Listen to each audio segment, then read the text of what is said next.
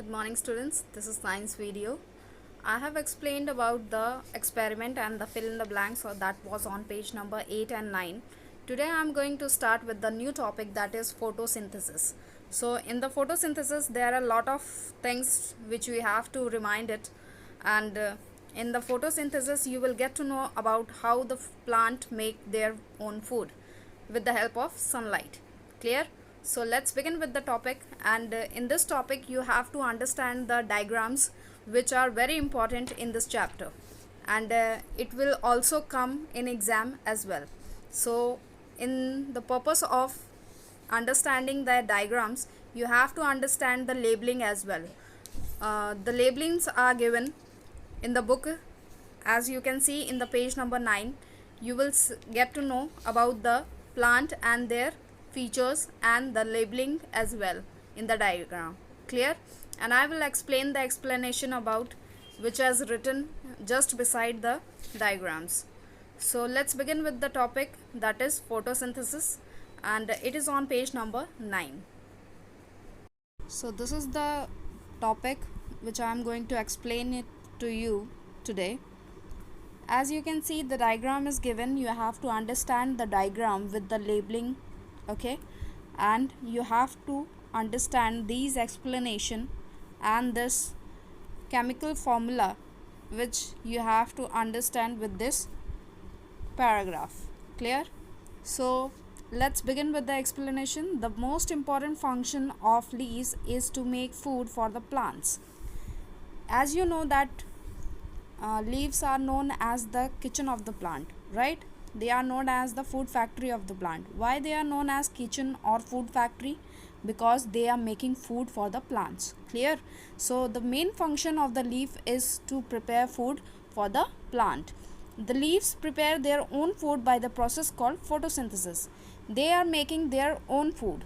Means कोई उनको खाना बना के नहीं दे रहा है, वो अपना खाना खुद बनाते हैं, और वो उस प्रोसेस को क्या बोलते हैं, जो वो खाना बनाते हैं उस प्रोसेस को क्या बोलते हैं? फोटोसिंथेसिस. क्या बोलते हैं? Photosynthesis. They prepare the food with the help of chlorophyll, the green pigment. ये किसकी वजह से काम कर पाते हैं या खाना बना पाते हैं? किसकी वजह से? क्लोरोफिल की वजह से. इनका जो ग्रीन कलर है, जो ग्रीन कलर दिख रहा है आपको, जिसको हम ग्रीन पिगमेंट बोलते हैं, पिगमेंट मतलब कलर ही होता है, ठीक है? तो ग्रीन कलर की वजह से या फिर क्लोरोफिल की वजह से ये अपना खाना बना पाते हैं. सो मेन कॉज क्या है? एक प्लांट को खाना बनाने के लिए सबसे ज़रूरी क्या चाहिए? Green colour, chlorophyll. Is it clear? तो उनको क्या चाहिए? Chlorophyll. Now root absorb water from the soil and the stem transport the water to the leaves. Root क्या करते हैं? मैंने पहले ही समझाया आपको कि रूट क्या करते हैं? सॉइल से मिनरल और वाटर को एब्जॉर्ब करते हैं और उसको पहुंचाते कहाँ हैं? लीव्स में, ठीक है? स्टेम के थ्रू. किसके थ्रू? स्टेम के थ्रू और वेन्स के थ्रू, ठीक है? Now the chlorophyll present on the leaves absorbs sunlight which falls on them and stomata take in air containing carbon dioxide. अब लीव्स के अंदर का काम क्या है? पहले तो आप पता चल गया कि सॉइल से मिनरल और वाटर एब्जॉर्ब कर लिए गए हैं. किसके थ्रू? रूट के थ्रू. और ये पहुंचाए किसके थ्रू है? स्टेम के थ्रू. समझ में आ गया? और डाइवर्ट किसकी वजह से हुए हैं? वेन्स की वजह से. अब वेन्स क्या करती हैं? धीरे धीरे ये जो सॉइल में से पानी और मिनरल निकाला गया है वो पहुंचाती हैं लीव्स में. समझ में आ गया? अब लीव्स के अंदर क्लोरोफिल का क्या काम है? क्लोरोफिल क्या करता है? सनलाइट एब्जॉर्ब करने में हेल्प करता है, ठीक है? तो धूप मिलती है अगर प्लांट को, तभी खाना बन पाता है, वरना बहुत रेयर है कि खाना बन जाए. क्लियर? तो इम्पॉर्टेंट क्या है? सनलाइट. तो सनलाइट कौन एब्जॉर्ब करता है? क्लोरोफिल एब्जॉर्ब करता है. कौन एब्जॉर्ब करता है? क्लोरोफिल. अब दूसरा काम क्या है? स्टोमेटा का काम है. स्टोमेटा कहाँ होता है? लीफ के अंडर साइड, मतलब लीफ के जस्ट नीचे, उल्टे साइड पे. उल्टे साइड पे छोटे छोटे होल्स को हम स्टोमेटा बोलते हैं. अब उन छोटे होल्स का काम क्या है? वो क्या करते हैं? कार्बन डाइऑक्साइड को बाहर से लेते हैं और सिर्फ कार्बन डाइऑक्साइड, अभी इतना समझिए, कार्बन डाइऑक्साइड को वो अंदर खींचते हैं, ठीक है। तो स्टोमेटा के अंदर गैस जाती है, कौन सी गैस जाती है? Carbon dioxide. कौन सी गैस जाती है? Carbon dioxide. क्लियर? ये सारी चीज़ें आपको यहीं पे अंडरस्टैंड करनी पड़ेगी, वरना बाद में आपको चैप्टर आगे जब पढ़ेंगे तो कुछ नहीं समझ में आएगा। तो अभी ये जो बेसिक चल रहा है वही बेसिक अभी क्लियर करते चलिए। अगर कोई डाउट है तो पूछिए, ठीक है। The leaves use the water from the stem, carbon dioxide from the stomata, sunlight absorb by the plant to prepare food. अब 3 चीज़ें हमें पता चल गई कि 3 चीज़ें खाना बनाने के लिए इनको ज़रूरी है। कौन कौन सी? क्लोरोफिल क्या करता है? सनलाइट को एब्जॉर्ब करता है, सनलाइट ज़रूरी हो गया। स्टोमेटा क्या करता है? कार्बन डाइऑक्साइड को एब्जॉर्ब करता है, तो कार्बन डाइऑक्साइड ज़रूरी हो गया। और जो स्टेम होते हैं वो किसको एब्जॉर्ब कर रहे हैं? वाटर को। तो रूट क्या करते हैं? वाटर को एब्जॉर्ब करते हैं, तो वो क्या हो गया? वाटर यहाँ पे नेसेसरी है। तो sunlight, water and carbon dioxide, 3 चीज़ें खाना बनाने में हेल्प करती हैं। वो क्या हैं?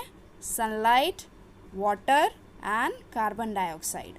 इनको एब्जॉर्ब कौन करता है वो बात की बात है, पहले ये 3 चीज़ें हमें ज़रूरी हैं। समझ में आ गया? तो रूट एब्जॉर्ब करती हैं वाटर को, क्लोरोफिल एब्जॉर्ब करते हैं सनलाइट को, और कार्बन डाइऑक्साइड को एब्जॉर्ब करते हैं stomata. Clear? Now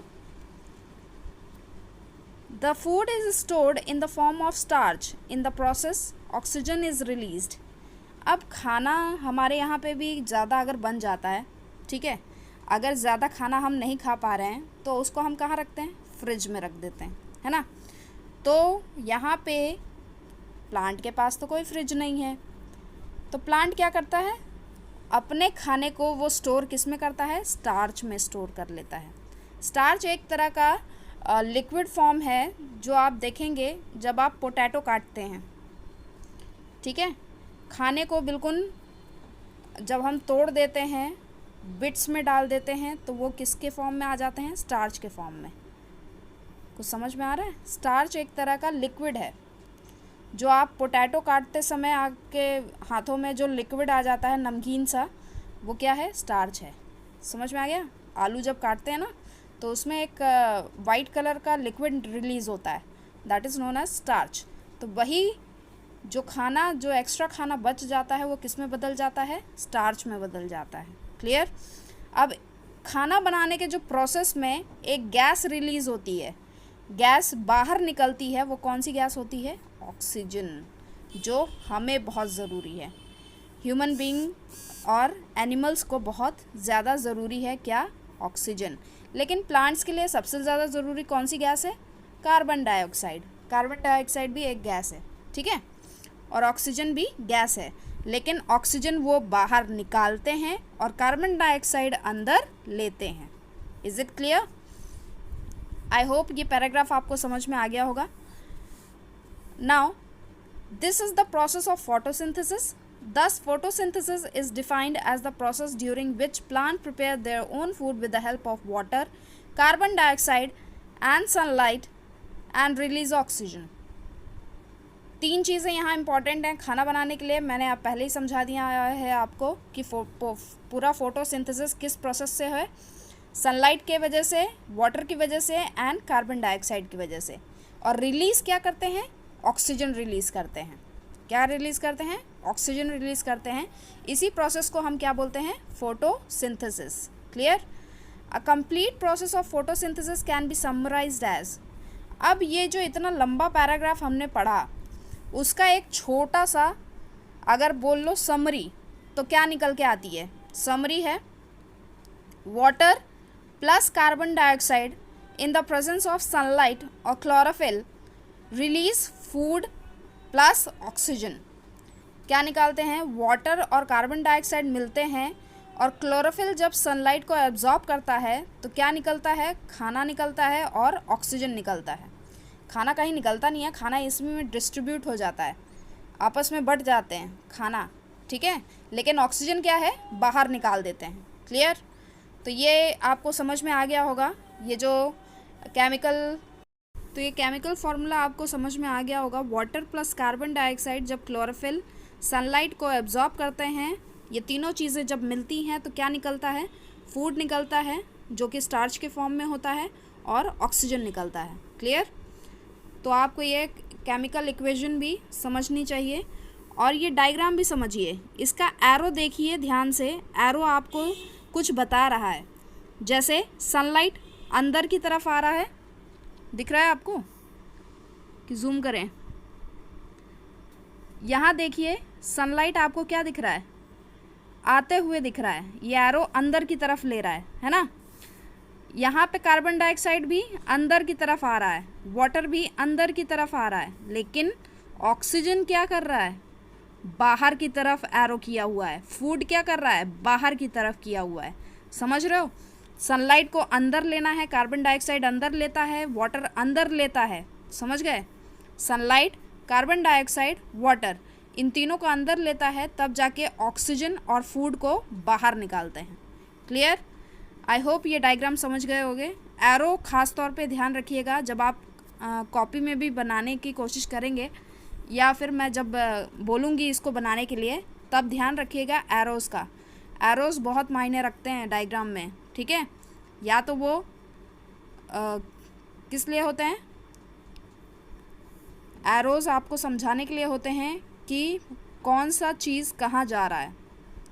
carbon dioxide अंदर आ रहा है, वाटर अंदर आ रहा है, सनलाइट अंदर आ रही है, लेकिन ऑक्सीजन और फूड बाहर निकल रहे हैं। कुछ समझ में आ रहा है? तो ये डायग्राम ध्यान से समझिएगा। Now the leaves make food for the plant, thus they are also called the food factory and the kitchen of the plant.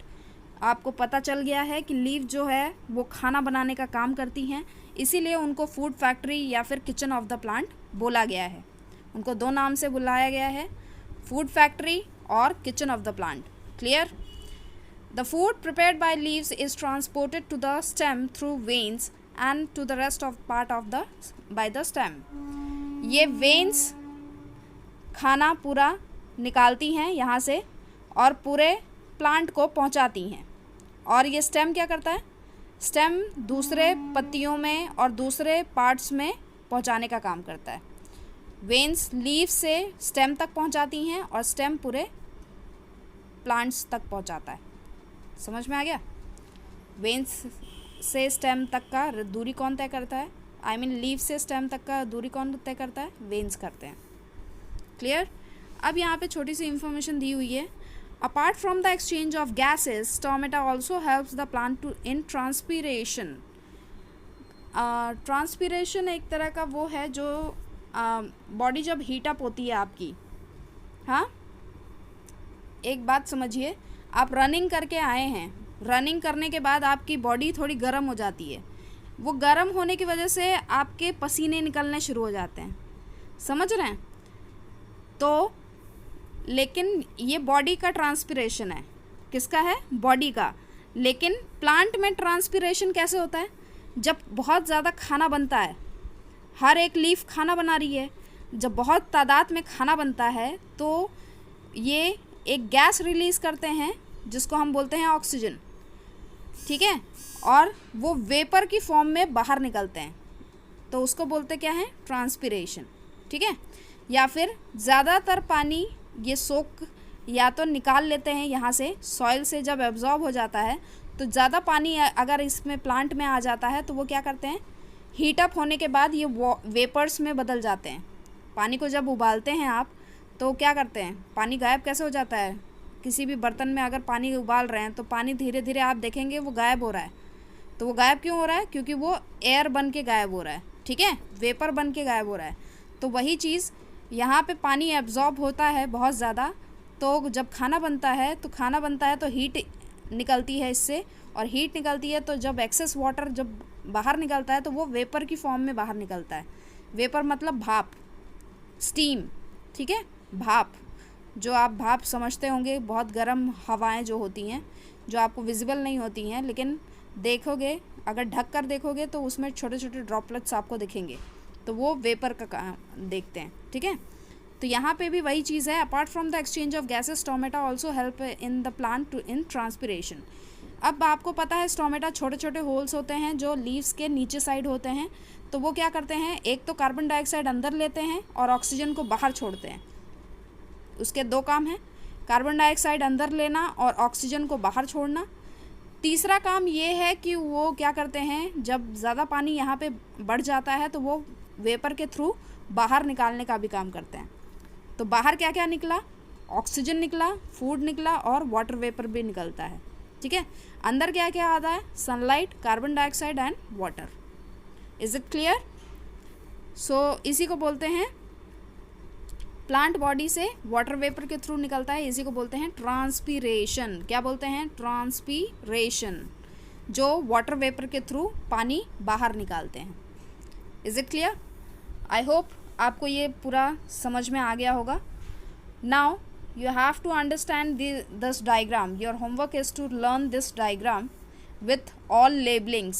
ये होती हैं लेबल, जो आपको दिख रहे हैं ना, sunlight, oxygen, food, carbon dioxide, water, ये सब लेबलिंग है।